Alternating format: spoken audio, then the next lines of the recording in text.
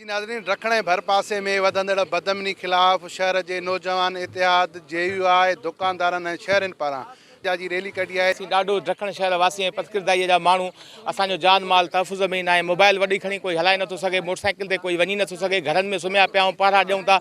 हथियारनि जे ज़ोर ते असांजो मींहुं माल फरियो थो वञे। बदअमनी वधी वई आहे।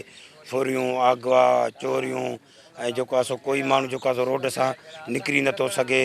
वॾे अरसे खां वठी बदअमनी थी चुकी आहे। कोई रोड महफ़ूज़ न आहे, का घिटी महफ़ूज़ न आहे, न को दुकान महफ़ूज़ आहे, न कोई घर महफ़ूज़ आहे ऐं हर हिकिड़ो माण्हू परेशान आहे। असांजो ॾखण शहर मुकमल तरह सां हिकिड़ो बदअमनी जे भर चढ़ी वियो आहे।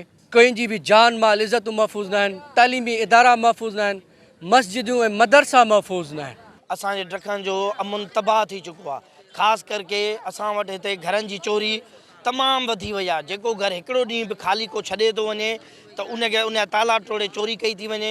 दुकाननि जी चोरी आहे, मोटरसाइकिलनि जी चोरी आहे। कैमरामैन मुस्लिम चांडियो सां गॾु अकरम चांडियो, KTN न्यूज़ ॾखण।